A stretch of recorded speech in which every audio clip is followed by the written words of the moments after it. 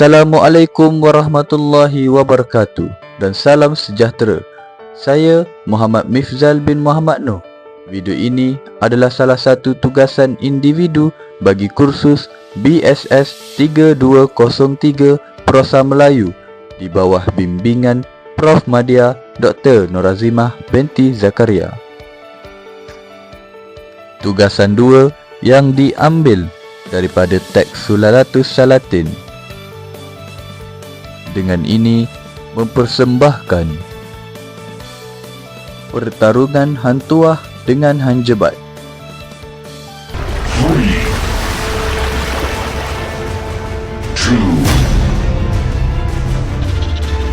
2, 1. Pada suatu ketika dahulu, di Melaka terdapat suatu peristiwa yang masyhur terjadi, iaitu pertarungan antara dua orang pahlawan terulung Melayu, Hang Tuah dan Hang Jebat.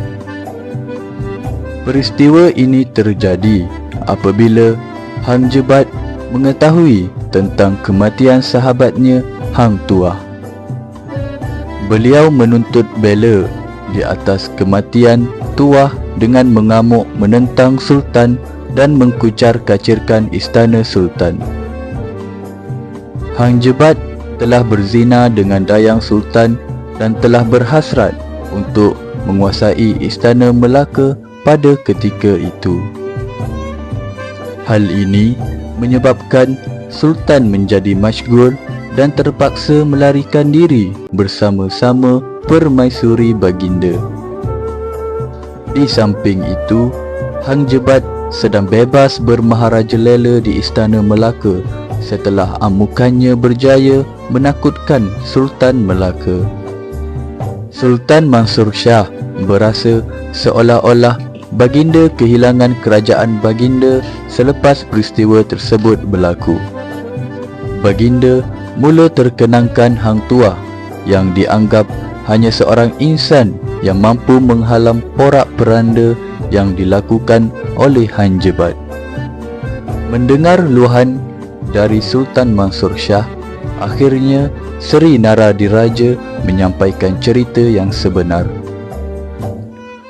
Seri Naradiraja tidak menjalankan hukuman bunuh terhadap Tuah, sebaliknya menyembunyikan beliau di dusunnya di kawasan Hulu.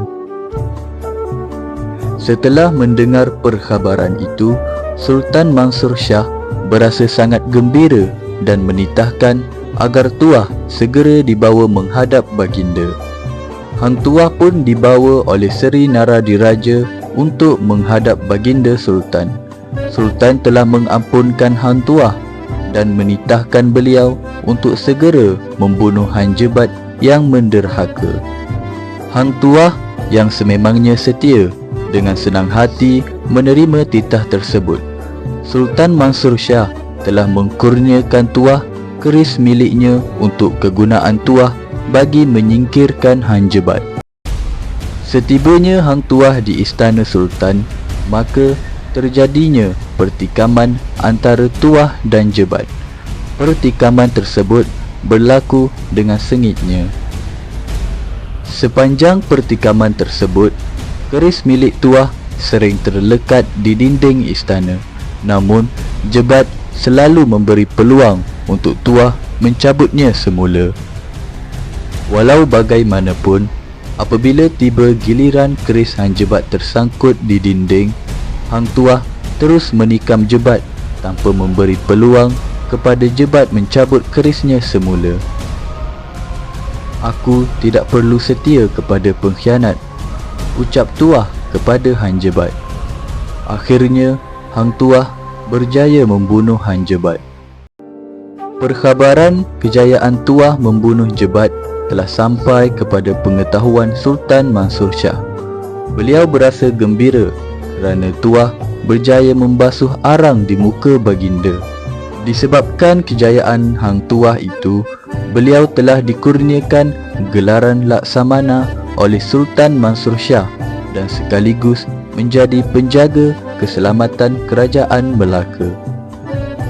Seri Naradiraja pula dikurniakan oleh Sultan Mansur Shah gelaran Senim Ujung. Anak bini Han Jebat habis dibunuh dan kaki tiang rumahnya dibuang ke laut. Sultan Mansur Shah memerintahkan Bendahara Paduka Raja untuk membina sebuah istana baharu. Setelah istana baharu siap dibina, Sultan Mansur Shah pun berpindah ke istana tersebut. Istana baharu yang dibina itu digelar sebagai Mahligai Hawa Nafsu.